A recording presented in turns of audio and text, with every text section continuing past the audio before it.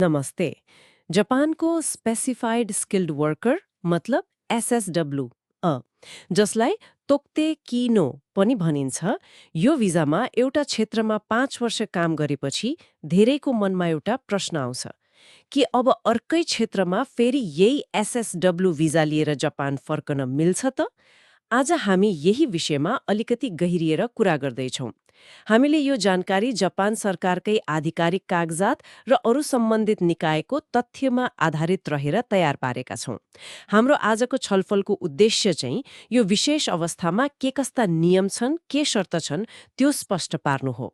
यो प्रश्न एकदमै धेरै सोधिने प्रश्न हो, किनभने आफ्नो पहिलो 5 वर्ष सकेर हैन अब के गर्ने भन्ने हुन्छ धेरैलाई। सुरुमै भन्नुपर्दा यसको उत्तर हो भन्ने नै हो, मतलब सम्भव छ। तर यो सोचे जस्तो सिधा छैन। केही शर्तहरू छन् जुन चाहिँ पूरा गर्नै पर्छ। ए सम्भव त रहेछ, यो सुन्दा त धेरैलाई राहत भयो होला। त्यसो भए ती शर्तहरू के हुन् त अलिकति विस्तारमा भनिदिनुस् न। हुन्छ, हेर्नुस्, सबैभन्दा महत्त्वपूर्ण शर्त के हो भने जुन नयाँ क्षेत्रमा जाने सोच्नु भएको छ हैन, त्यो क्षेत्रको लागि तोकिएको सिप परीक्षा मतलब गिनो सिकेन त्यो पास गर्नै पर्छ। हो, पहिलेको अनुभवले यहाँ काम गर्दैन, नयाँ सिप छ भनेर प्रमाणित गर्नै पर्यो। ए सिप परीक्षा नै चाहियो है। हो, अनि अर्को कुरा जापानी भाषा परीक्षा, सामान्यतया त्यो जेएलपीटी N4 स्तरको भन्छ नि, त्यो पनि पास गरेको हुनुपर्छ, जसले चाहिँ दैनिकी चलाउन सक्ने भाषा क्षमता छ भन्ने देखाउँछ। भनेपछि मूल कुरा के रहेछ भने पुरानो अनुभव एकातिर भयो, अब नयाँ क्षेत्रमा जानलाई फेरि शून्यबाटै सिप र भाषाको क्षमता देखाउनु पर्यो होइन त। जस्तो एउटा उदाहरण लिऊ न, कोही मान्छे पहिले केयर गिभिङ मतलब खाइगोमा 5 वर्ष काम गर्यो रे, अब उसलाई फुड सर्भिस गाइसोक योगमा जान मन लाग्यो भने। एकदम सही उदाहरण हो। त्यो व्यक्तिले अब फुड सर्भिस क्षेत्रकै सिप परीक्षा पास गर्नुपर्छ। पहिले केयर गिभिङमा जति नै दक्ष भए पनि अब फुड सर्भिसको ज्ञान र सिप देखाउनै पर्यो। भाषा परीक्षा त पहिले पास गरेको छ भने ठिकै भयो, नत्र त्यो पनि पास गर्नु आवश्यक हुन सक्छ। ल मानौ परीक्षा पास भयो रे, त्यसपछि नि भिसा प्रक्रिया कस्तो हुन्छ फेरि? उही 5 वर्षकै लागि भिसा पाइन्छ कि?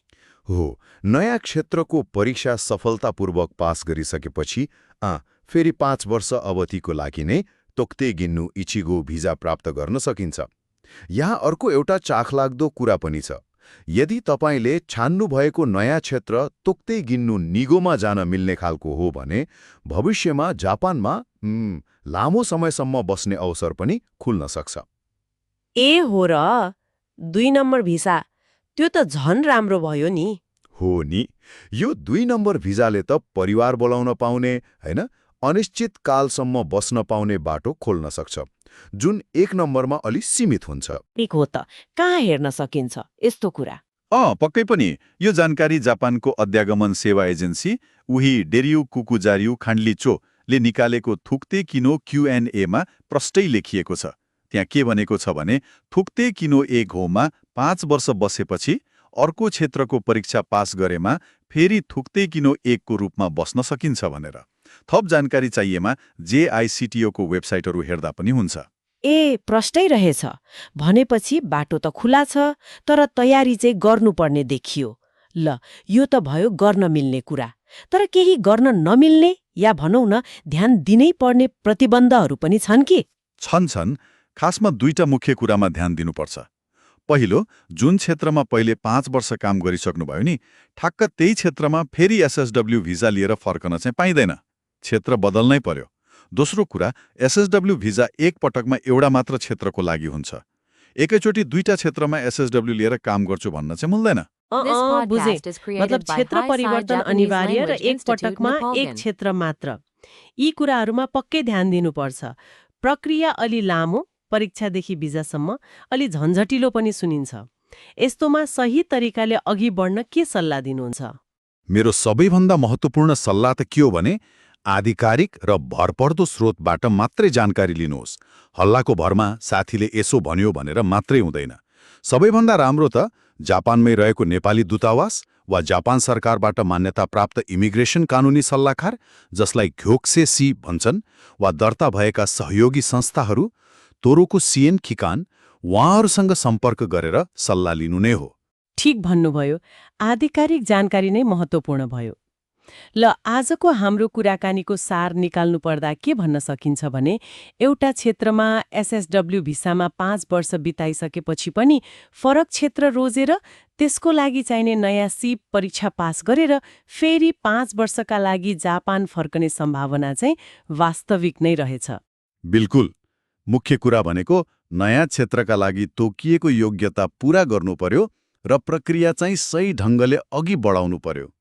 योजना बनाउनु अघि आधिकारिक निकायबाट परामर्श लिन चाहिँ नभुल्नुहोला। यो एकदम जरुरी छ। एकदम। यो महत्त्वपूर्ण जानकारीका लागि यहाँलाई धेरै धेरै धन्यवाद। अब जाँदा जाँदै श्रोताहरूलाई एउटा सानो प्रश्न छोडेर जाउँ न त। यदि क्षेत्र परिवर्तन गरेर फेरि जापान जाने अवसर छ र त्यसले तोक्ते गिनो 2 गो मार्फत लामो समय बस्ने ढोका पनि खोल्न सक्छ भने आफ्नो दोस्रो एसएसडब्ल्यू क्षेत्र छनौट गर्दा कुन कुरालाई सबैभन्दा बढी प्राथमिकता दिनु ठिक होला? व्यक्तिगत रुचि र पहिलेको अनुभवसँगको तालमेल, कमाईको अवसर, दीर्घकालीन बसाइको सम्भावना वा कामको प्रकृति र सहजता? यो प्रश्नमा विचार गर्दै गर्नुहोला। आजलाई यति नै। फेरि भेटौँला।